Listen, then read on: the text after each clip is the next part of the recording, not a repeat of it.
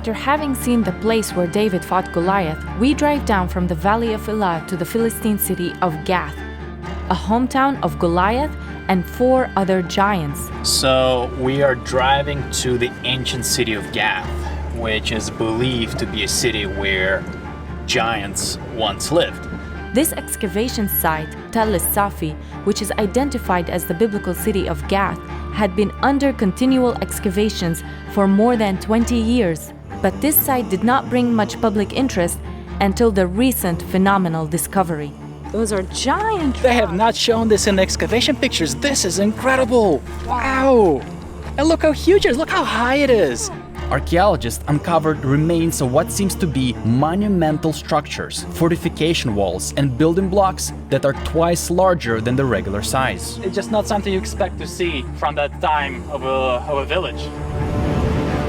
Gath was hometown to Goliath, a famous giant man, who according to the Bible was almost 9 feet tall. But he wasn't the only giant who lived here.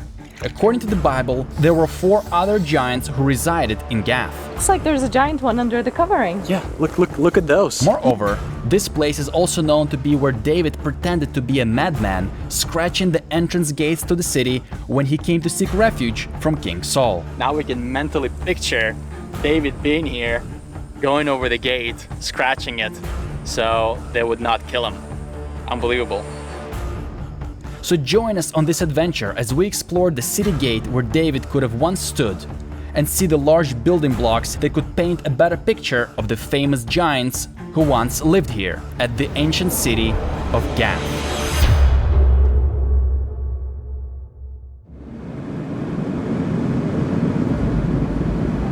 So we are in the Shephelah area. This is the entrance to the lowlands of Judea, the low hills. And it's just a gorgeous area.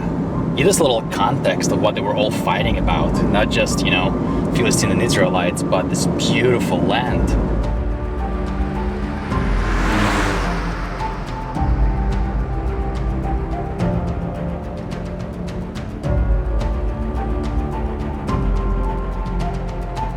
Look how green it is. It's just so beautiful, isn't it? And especially that it's in the middle of August and it's so green.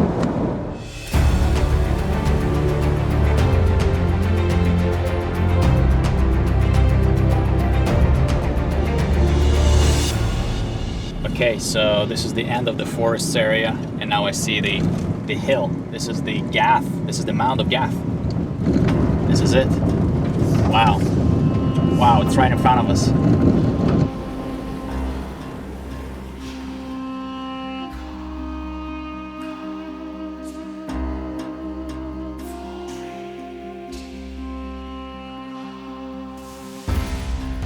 We're coming here because last season they've excavated here monumental large building blocks. Very unusual for the time that this Iron Age city was constructed. So we want to see those for ourselves, see how do they contribute to the story of Goliath. Could this really be the location where Goliath is from? Could this be the location where David came to pretend to be a madman and scratched the gates of the city? This site is really huge, which takes up the entire mountain, but we are here to see only 2 things. 1, the gates where potentially David pretended to be a madman, and 2, the giant building blocks that could shed another clue whether this truly is a city where giants lived. That's where we park. Awesome. All right, let's park right here and go take a look at the city of giants. Wow. Okay, where do we go? We go right here. They should have the excavations right down here below somewhere. I see the river. You see the riverbed? Yeah, I do. So that's the Elah River. Wow. And it would run right by the city gate to the city of Gath. Oh, there it is. Wow, there are the excavations. I see it, yeah. All right. Wow. Let's go take a look. That's where the gate should be. This excavation site starts by the riverbank of the Elah stream, the same stream that runs through the Elah Valley, the place we visited last time, where David fought Goliath. Oh, there it is. Look at that. Wow. So this would be Gath. Can you imagine these are the gates to the city of Gath from the water, from the riverside? The river flows here in the winter. There are footages of actual river here in the spring and winter time. I bet it's beautiful. Yeah, and then that would be the city gate to the city of Gath. Wow. Let's go take a look.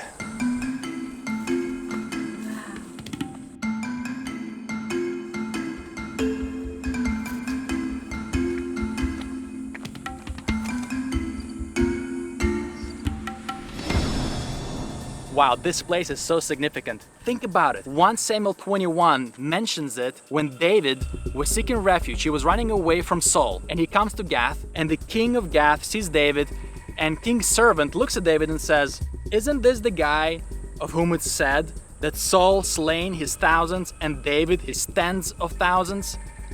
And David gets a bit scared and he plays a madman. He starts drooling, it says, his saliva goes down, and then he climbs on the gate of the city and he scratches the gate. Well, this is the gate of the city. Isn't that mind-blowing? This could have happened right here. There could have been more gates to the city, and I know they said there is another one. This might not have been the main one, but we know it's in this area. This is Gath, and they found one of the gates. That is just absolutely mind-blowing. Now we can mentally picture David being here, going over the gate, scratching it, so they would not kill him. Unbelievable. Even though this site is covered with a white covering to protect it from the weather elements, we could see the rock peeking from underneath, and even find a clay shard with a drawing on it that seems very similar to the one we saw at the Philistine Museum. If so, this find could be over 3,000 years old. It has a picture on it. Wow, that is Philistine. Unfortunately, we cannot keep it and must place it back exactly where we found it. Right here. All right, let's continue on the riverbed to the next section where we can find Goliaths, the giant stones in the city. Just a few feet away, archaeologists excavated another section of this ancient city. We want to walk there and see the large boulders that could be a visual clue to the existence of a tall people that once lived here.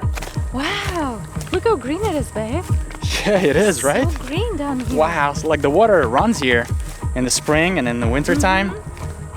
It's just kind of mind-boggling thinking that David once crossed this area too, as he was coming to Gath. Yes, to seek the refuge.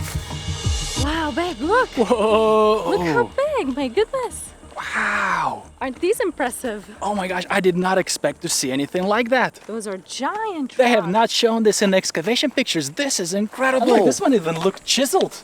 Look at it. Square. Chiseled built boulders. That's incredible. Even though we can see large stones like these used in the Roman architecture, this place predates the Romans by 1,000 years. It is rare to see this type of brick be used in pre-Roman times. This is the time of Goliath, David, Saul. It's just not something you expect to see from that time of a village. And according to the director of excavations, Professor Aaron Meir, the monumental architecture found here is of much larger dimensions than almost anything found in the Levant during this era. Okay, so this was like kind of the edge of the city by the riverbank. There's more excavation at the top, and I've seen the picture archaeology showing two streets, two different sizes of rocks, really good comparison pictures between what a city should look like and then what Gath looked like with giant boulders. Let's go take a look.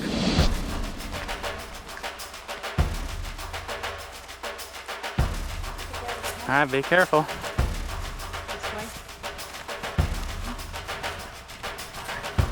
Wow, there it is. Wow. Big section that they've opened here. Very big. That's so cool.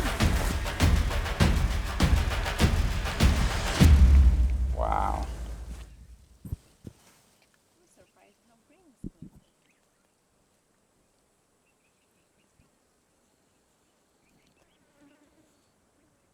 This is so cool. You can clearly see the smaller rocks that are usual for this, Iron Age construction during the time of Goliath and David. And then you see those giant boulders, much, much larger. What are they doing here? And this is a fortification. This is a wall. They are much larger. That's incredible. I have never seen a fortification wall this big with these giant boulders from that time. That's exceptional. Like at the other section, the stones are covered with a white layer to protect them from the weather elements. However, the archaeological records reveal even a better picture of how much larger the stones were at the time Goliath lived here. So how big was Goliath exactly? That's an interesting question because the Bible says he was 6 cubits and a span, which is roughly about 9 feet tall, slightly under that. However, the Septuagint and the Dead Sea Scrolls manuscript, one of them says that Goliath was 4 cubits tall, which would give him my height, and the same height as Saul. But there's a problem with that theory. If Goliath was the same height as most of the people, how could he carry a 125-pound armor? And how could he lift a spear that is the size of a weaver's beam? And why would the Israelites be so afraid of him? There is a great article written by Dr. William D. Barrick, who explains that the Dead Sea Scroll document that reads 4 cubits was actually a deliberate alteration from the original. Most likely because the scribe of the Qumran cult doubted the validity of this account and thus changed the original size of Goliath to something smaller to make it more believable. But here's the problem with that. Why would the Israelites be afraid of Goliath if he was only 4 cubits tall, if he was the same height as Saul? He was like any other regular guy. That would make no sense of the story. How could he carry this giant armor coat of mail from bronze, so heavy that it weighs like 125 pounds? How could he do that if he was just a regular guy? Many have tried to disprove the Bible or say the accounts are just stories and myths. But nothing could be farther from the truth, as history, science, and archaeology all confirm the biblical accounts. Even Goliath. There's nothing unbelievable about Goliath's height.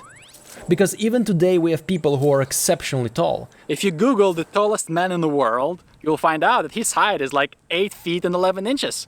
That is a very tall guy. Sultan Kosun of Turkey is almost 8 feet and 3 inches. That's practically the same as Goliath, an unbelievable height. And there are many others like him who are even taller than Goliath. The only difference is that these people have a disease which makes them tall. But this disease also makes them crippled and might even cause vision problems. And because of this, some assume that Goliath had also the same disease, which gave him very bad vision, made him practically blind. But again, nothing could be farther from the truth. All evidence points to the fact that Goliath was naturally a very tall person, and that he was very fit. In fact, Saul said that he was a warrior from youth. He was very strong, and everyone trembled before him. And so, if there is a guy like this today, why not at the time of David, and one that actually full strength, lots of muscle, could carry heavy weight and was a great champion, was a great warrior. Everything about that account checks out, no doubts. Wow, I can't imagine this place being a huge city because you look around and you really can't see it, but now we are closer to the excavations and you see like huge excavation here, some there, some further, but if you connect it all together, it's over a vast amount of land. Like this was a big place, and if you say there's another part on the top of the hill, then they occupied the whole mountain. That's a lot. Today we have seen only 2 parts of Gath. In reality, this place is huge, and the excavations reveal that it was of a monumental size, over 120 acres. That's larger than Jerusalem at its peak. It is just amazing how all these places we visit over and over again are mentioned in the Bible. They are found, they have confirmations that these were the places. Yeah, this is very, very cool. The ancient city of Gath was an immense stronghold with large walls, big fortifications, and a few giant warriors. This could explain why the Israelites were so afraid of them, and this also confirms the accounts written in the Bible. Just for me, it elevates like the Word of God even higher, and I think that's just amazing. Yeah. Alright guys, we hope you enjoyed this episode, and we hope to see you next time as we explore Ashkelon, the ancient Philistine city of Ashkelon. Till next time. Bye.